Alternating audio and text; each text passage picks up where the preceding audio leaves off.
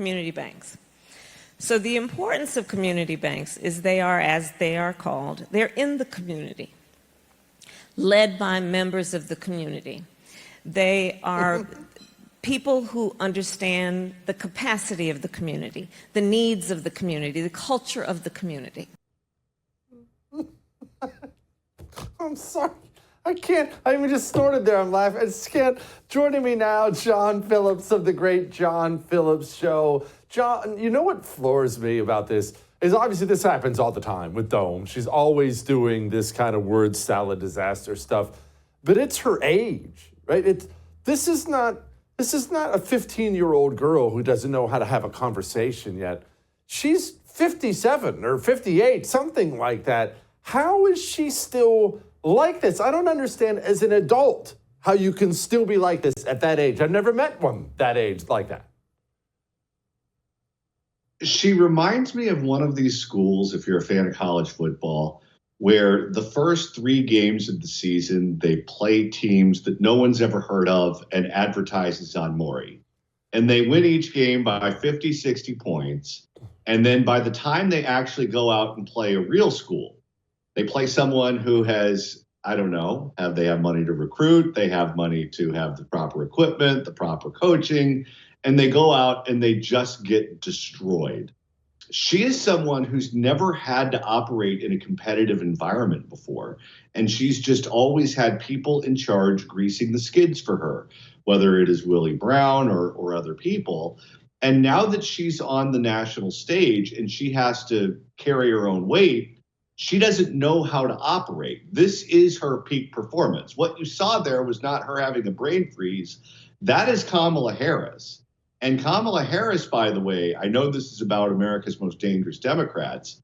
She is the insurance policy that keeps Joe Biden on the ticket, because if it weren't for her, they would probably replace him. The fact that she is there keeps Joe Biden as the Democratic nominee.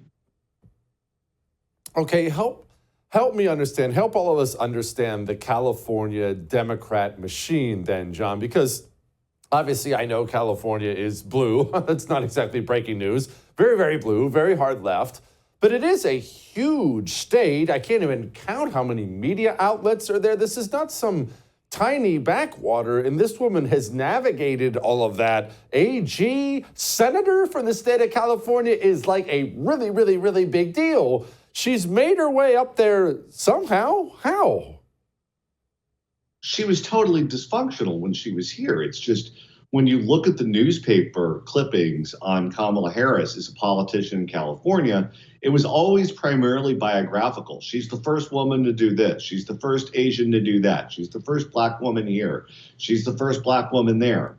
But they didn't report on how she performed as, let's say, Attorney General of California.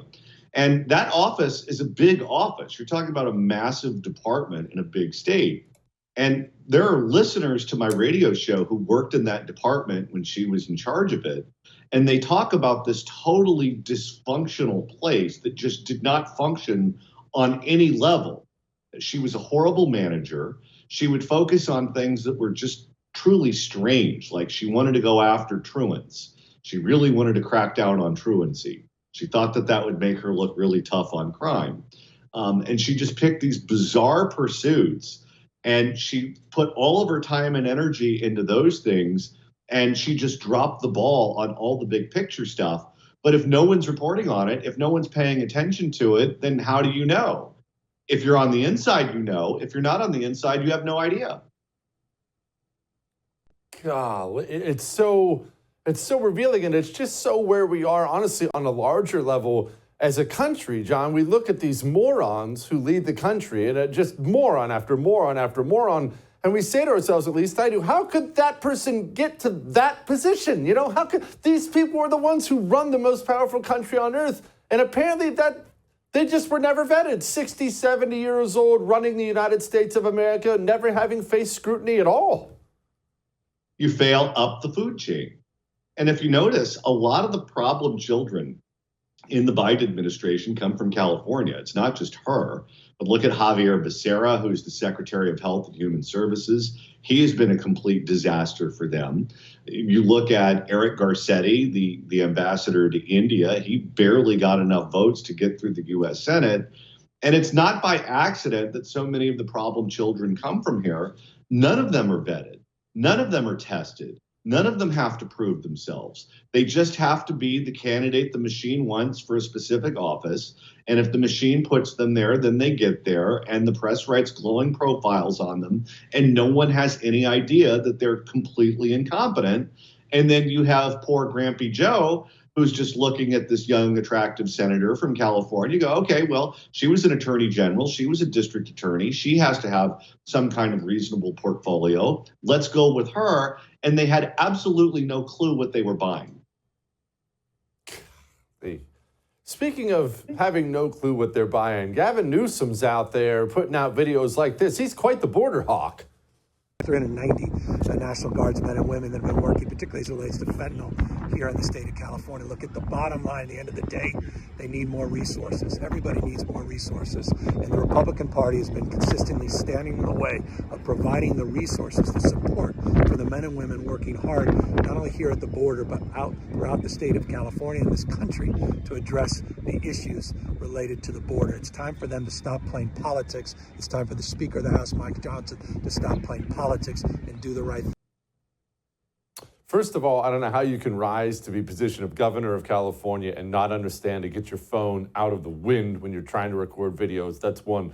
Two, the way this dude lies is honestly, I'm so used to these people, John, I almost admire how smooth that reptile just lies. If the late, great Chick Hearn, the legendary Laker broadcaster, were around, he'd say the mustard's off the hot dog for him. Gavin Newsom was a guy who thought he was going to be president. He thought maybe even this cycle that Joe Biden would have some kind of health event, would step aside. Gavin Newsom would be the guy. Didn't happen. And I believe that he probably has now missed his window. Right now, he's dealing with a massive budget deficit in California, while other states, including the one that you're sitting in right now, and the state of Texas, are looking at budget surpluses. He's looking at a crime wave that is just producing bonkers crime story after bonkers crime story in every newscast in the state. And what he's doing with stories like that, with crime and homelessness and other problems plaguing the state, is he's just declaring victory and saying, oh, yeah, we solved that. There's no crime in Oakland. Oakland's a very safe city. It doesn't matter if people are stealing Kias and using them as battering rams to go into 7-Elevens to tie the ATM to the Kia and peel out in the traffic. We got that taken care of. Just don't worry about it. Problem solved, mission accomplished, and no one is buying it. And there's no way for him to escape these stories. He's very angry right now at the California Press Corps, which is funny because so many of them lean to the left. But we cover the crime stories because the crime stories are totally bonkers. And from his point of view, if we just stopped covering the crime stories, then people would understand that he's doing a very good job. And he's coming apart at the seams right now. And he's trying to mask all of his failures back at home by getting involved in all of these national subjects that he has nothing to do with. You played the video of him at the border. He would love to talk about the border because that's a federal issue. He travels to other states and goes after them on their abortion policies. Well, those are issues that aren't really impacting the state of California.